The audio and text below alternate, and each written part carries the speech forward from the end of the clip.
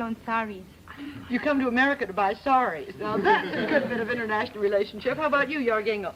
I'm going back to Berlin, Germany. I'll take with me hundreds of matchbooks. Matchbooks you're collecting. Yeah. Yeah, stupid, I know, and a crew cut. Johnny? I'm going back to a teaching job in Sheffield, England. I don't think I'm leaving much behind apart from America. All these people will be with me forever. Hassan? Well, I'm leaving for Bursa, Turkey, and I'm taking a lot of new ideas which I have acquired here in the United States, and also I'm taking some original things which I bought in the United States. Some nylon. Nylon, original American. Ida? Well, I go back to Milano, Italy, and I bring with me really a great love for everybody I knew. But what have you been spending all that money on lately, all of you kids? I've seen you in shops all over the place. How about you, Katrina? Well, I bought a lovely...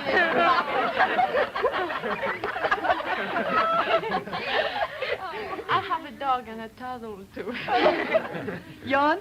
Well, I spent most of my money on records here. And where are you going back to? I'm going back to Reykjavik, Iceland. Tisa? I'm going back to Columbus, Ceylon. Well, I bought many gadgets like a pocket radio, but I think the most important thing that I'm taking back is tremendous respect and affection for some of the people I've met here. Goiko? I hope I'll go back to Yugoslavia, and besides my suitcase, I'll take back my hat, and I hope I won't have to swim in Atlantic, you know. We can also swim. Well, that's all, and very good. I think I'll remember this forum. I can't see who's next to you. Oh, A. Oh, yeah. Besides all the beautiful things I've bought for my friends and my family, I'm going to take back the fond memories I had Well, with my what beautiful experiences. things have you bought, A? Tell us now. Well, all right, censor it. I won't ask. How about you, Marita? oh, I'm taking back a lovely fluffy kitten and a smoker's cough. Nadia? I'm going back to Cairo, United Arab Republic, and I'm taking a bathing suit and sweaters and wonderful memories. How many sweaters? 15. Nadia Domian? I'm going to Beirut, Lebanon, and along with a wonderful experience, I'm getting a stuffed doll to put on my bed. Mohammed? I'm going back to Madani, Sudan. I'm taking with me the 15 pounds of weight I gained here. Wow. Yes. Roger? I'm going back to Halden in Norway. And in my suitcase, I bring with me 5 pounds of chewing gum. Me? Well, I'm going back to Accra, Ghana, and I'm taking with me a new camera, a new watch, and a National Honor Society key. A National Honor Society key. Good for you. How about you, Dandy? I'm going back to Haifa, Israel, and I'm taking my lifetime home, and I'll try to do some advertisement for Coca-Cola. Nalini? Well, I'm going back to Trivandrum, India, and I'm taking back with me a pair of blue jeans. Christy? I'm going back to Indonesia and taking the American warmness and friendliness. Vizu? I'm going back to Ethiopia, and I've brought so many gifts for my parents, but I cannot enumerate them. Lan? I'm going back to Saigon, Vietnam, and I'm taking with me a lot of jewelry and petticoats. Jewelry and petticoat. How can you wear an American petticoat under your kind of Vietnamese dress? Not the great big full ones, anyway. Yang? I'm going back to tropical Singapore, and I'm glad to leave the cold.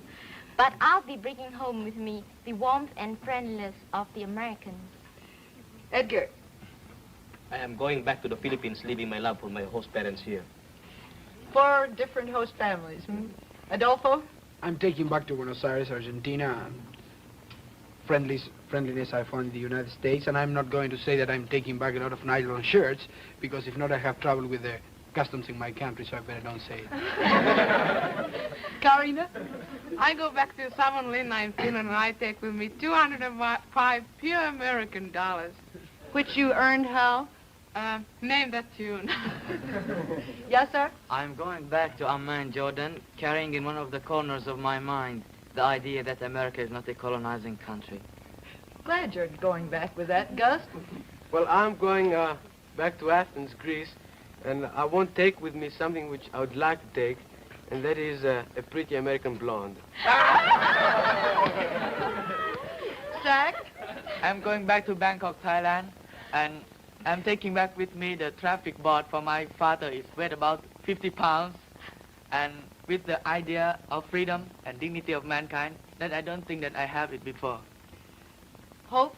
I'm taking back with me a large collection of pictures which will keep in my memory, which will keep within me sweet memories of America and the Forum Group. We noticed you even had your flash bulbs on the stage at the Waldorf the other day during the Forum program. Now, there's a question I'd like to ask everybody.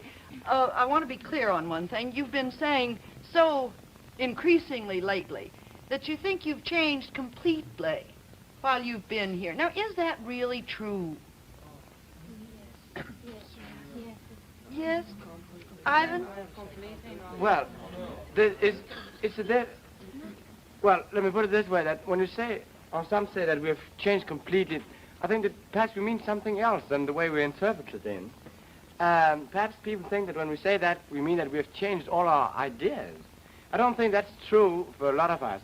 I think that most of the basic ideas we had before we came, I think we still have them. But when we say we have changed, I think that we have changed as far as understanding is concerned. We came over here without knowing too much about the others, and sometimes we were even a lot pretty indifferent. But now when we came over here, we changed as far as that's concerned. We saw people from all over the world, and we spoke to them, and we became interested in them, and we gained some understanding, even if we didn't agree with them always. I saw Evie shaking her head a moment ago. Well, I don't agree with him when he said that we still have our basic ideas, because that is where I think that we've changed most completely. Because we came from one environment, and we always accepted that environment as the right one. And now we come in contact with 34 different ways of living, and you start to question if yours is right. And then you discover things that are wrong, and you want to change them. But rules don't change as people change. What's been your experience, Rafi? Well, before I came to America, I was not dissatisfied with life in Pakistan. But since coming here, a new kind of life has been thrust upon me, the Western influence. And this has bothered me a lot, because now I wish I could do something for my country. But what can I do? The position of women, if you just look at the position of women in Pakistan, if only I was allowed to do some kind of work. But how can I convince the people in Pakistan that by giving women a chance to work, we will be raising the standard of living? How can we get away from these traditional customs? Two of my own aunts still wear the veil. And I do not believe that following all the traditions set by ancestors will do us any good. After all, we must remember we are living in a different world, and let us be realistic and search for today's truth and not follow tradition for the sake of tradition. Well, I think I disagree with you there, Rafi, and I don't think Western influence should be anywhere brought down to the East, because don't you see that too many of our people are already being mixed up as to what to take from the West and what to reject. Of course, I think we should take what is good for us. We need mass education, industry, and individuals with a sense of responsibility for their own destiny and for that of their countries. But I don't think we should accept, or the world should accept, the Western kind of selfishness which led to colonialism, imperialism, and war. I think we should take back, and I think we should take Gandhi's belief and our teaching when we fought for our independence together of non-violence, and not militarism as it's going on now. Historians may record that we, with our beliefs of passive resistance, were the truly civilized, while those who spread their beliefs with the help of the sword were the 20th century barbarians. Yes, Esther? I agree with you, Nalini. I don't think East should be westernized. I mean, the traditions and customs. For example, in the East, marriages are usually arranged by the parents, and I really think this is very good and suitable to our society and traditions. And in Korea, when a girl gets married, usually her husband is the first man she has met, and she accepts it as a destiny and begins to love him. In that case, her love is usually warm and restless, and almost no people divorce, and society is very different. And I think with those traditions and customs, Korean society is purer and simpler and warmer. Nadia, from Egypt? I agree with both Nalini and Esther. In my country, parents just think differently. I mean, they believe that the closer we are to them, it's the better for our security. And I've noticed that most young people who go study here are those in search of security. So therefore, we're going two different ways to the same goal. And I mean, maybe there is less romance in that method of arranged marriages, but I mean, I've heard that in America people divorce so often just because they get married in one of those crazy romantic moods and then they live to regret it for the rest of their lives. I mean, it's no use making a fairy tale out of life. You have to take it for what it is and be equipped to fight against it. And I believe that we Egyptians are realistic people, and we believe that marriages work much better without the fiction of romance. Cora? I have to disagree with that. I feel that we are being realistic in facing the fact that eventually people do have to make their own decisions, and thereby when the parents give their children freedom of choice, eventually they will be able, in most cases, to trust their children to make the right decisions. Do you have something to add, Rafi? Sometimes it seems to me that I've changed completely in these 3 months. I understand Nadia and Esther, but I also understand Cora, for now I've experienced both. But what should I do? It's very easy to say, go back and do something for your country. So I go back to Pakistan and tell my parents frankly that it is wrong for us to stick to traditional customs and that I would like to work in a village. How can I possibly convince them? They probably reply, I'm too young to know what is right. You can't suddenly change hundreds, thousands of years of tradition. How can I convince them that even though I'm only 17, some of the things I say are right? One generation after the other has taught the same thing, that women's place is at home. What will happen if you say you're going to go back and you're going to want to change something? Well, if one girl stands up and rebels, what will happen? Nothing. Nobody's going to listen to me. And I'm so confused that I just can't even think straight. Edith? Well, I think that you are right, Rafia, because it is very difficult to go back and make something for our countries. Because certainly there will be a great contradiction between our new feeling and our daily life. But you see, now there is a force in our hearts which tells us that we are right. And I decide when I go back to help my friends, teaching them to reason honestly, to be ourselves, not to be so conformist. Here in 3 months, I learned to wait not always for the help and advice of other people. Yes? I think Ida means that we must try to be an engine and not a caboose. But how hard that is. How's it going to be in Korea, Esther? Oh, I'm afraid that when I go back to Korea, then I'll be the most demoralized girl in Korea. And I don't even know anymore how westernized I have become just within the 3 months. And in Korea, for example, women open the doors for men, but now I'm used to passing in front of the boys, even though I still feel, will I remember those things when I go back? Ivan, what did you want to say? Well, I know that a lot of the Easterners have said that there's a lot of Western influence in the East, and they sometimes seem to complain about that there isn't this same Eastern influence in the West. And I've asked myself the question, why this comes. And I think it's because that every human being, whenever he gets a choice, would be apt to choose more freedom rather than less freedom. I think that you, friends, Esther and Rafi over from Pakistan, are proofs of that. But let's put it that way. How would I, as a child of the Western tradition, react in your society? I think I would feel that my inalienable rights were not being respected. I have self-confidence, and I believe it's my right to use this. In your society, I would feel oppressed and feel that myself, in which I believe in, which I love, has been killed. And that would mean that life itself had really been destroyed to me. Burma? I was actually hearing what you said just now. I think it is easier for the Easterners to understand the West than for the Westerners to understand the East. Do you want to really know what I think when you say such a lot about that precious self? Sure. We even have a proverb that says, there's truth and there's self. Where self is, truth is not. And where truth is, self is not. When we say myself, we say it because we don't know ourselves. We don't know who we are and what we are. This is not the real self at all. This is just egotism. The real self is a state of absolute perfection. This is what I believe. Miriam? As we can all see, if when we're exposed to so many different ideas, we have no choice but to really think very deeply.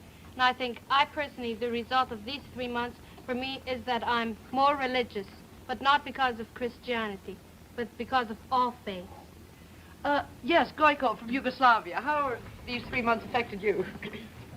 Well, I had quite many troubles here, especially with this confusion of terms.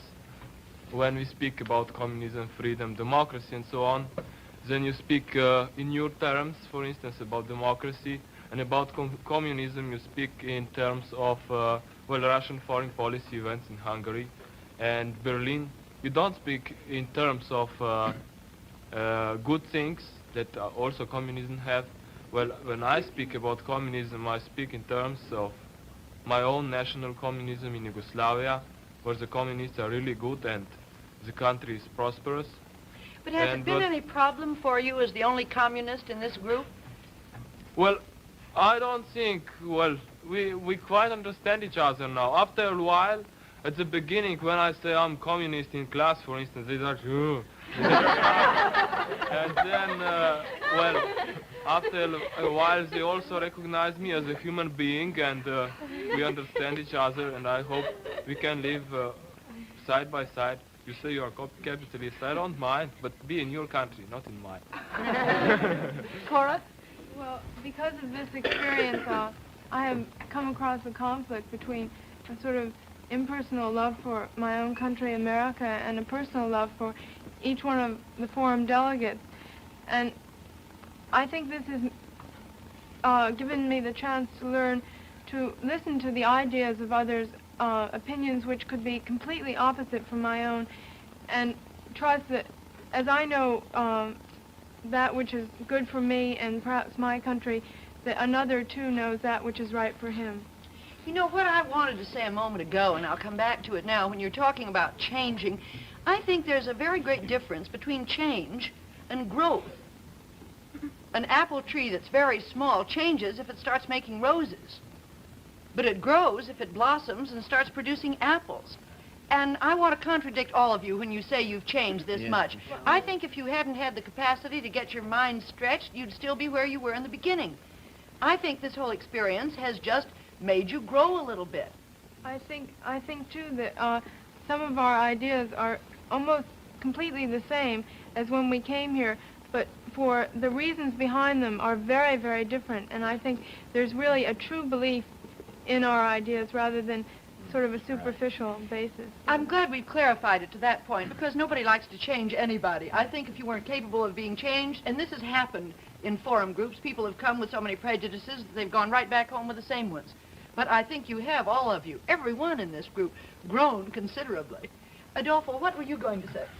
Well, I was listening to all this discussion, and almost every one of us seemed to be a bit concerned, and at the same time a bit very aware of developing of new ideas, etc.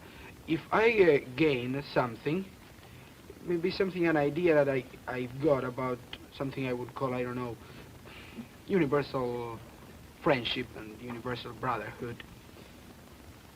For example, when Alini was speaking about the future historians given the judgment of the world in, I don't know, in a period of 100 years probably, and she was accusing us of being, as the Westerners, the barbarians of the 20th century. I don't think we are so much of barbarians, but anyhow.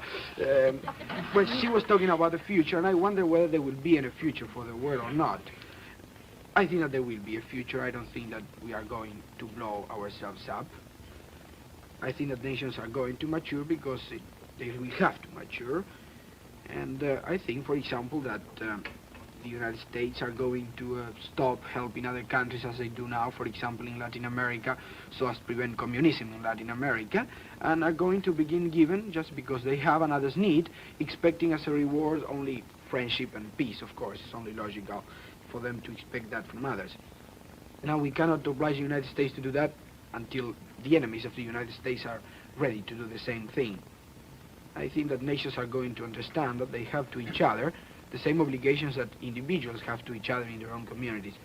This is an idea I got in the forum, and it's quite an idea for me. Are you talking about some kind of limited world government? And do others of you have this idea? Roger? No. Well, I think that in this generation and the next, the world won't be one world under any of the social orders or ideologies. It will be one world that contains them all. It must be, as America's own motto proclaims, a pluribus unum, one out of many. It must be a world of diversity in which the differences are recognized, accepted, and tolerated.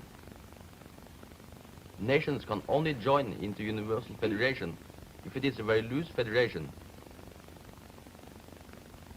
They can only be kept at peace if those who have the greatest power know how to use it to keep all power, including their own, in balance and in the harmony that recognizes, respects, and tolerates diversity. The world is not splitting into two worlds. There has never yet been one world. We are just beginning to try to unite civilizations which have always been separate. You must remember that only a few years ago, Americans thought that they could stay isolated from Europe and Asia. There is one thing that the system of toleration can't tolerate. It cannot tolerate intolerance. We must not fall into the error of thinking that the ideal of one world means that everybody's business is everybody's business. I think that one nation can't force another nation to be tolerant. But I think that the hydrogen bomb can do this, and that it is doing it now. Marita, can you quickly sum up what these 3 months have given you to take back? For these 3 months, we have had an experience which would have been impossible in any country without the American spirit of cooperation, or, you know, the airlines and the host families and the Herald Tribune and the schools and just everybody who worked on it, you yourself, who have been leader to us. And, this is an experience which would have been impossible for an ordinary tourist, because we have really seen American home life as members of a family, and American community life as one of the participants, and American schools as fellow students. And it has been for us probably the most significant period of our whole lives. But I've been thinking, if it were to end here, and we were taking home with us nothing more than pleasant memories, it would have been really nothing but a wonderful experience. And I sincerely hope that we're taking home with us something more than that. We have been in a unique position to get something of the true spirit of world citizenship. That is rather a big word to use, but I think it has changed many of us from politicians into scientists. We have got to see that in order to appreciate something else, you must really understand it. And appreciating something doesn't mean accepting it, of course, but I think that constant communication with our fellow men and our fellow citizens, and a constant exchange of ideas with the rest of the world, is one of the most important things. I've got to end on that, Marita, but for a final, I would like to have you hear 3 voices that normally speak in Japanese, Korean, and Persian. I'd like you to hear how they find harmony in Latin words that mean in English, give us peace.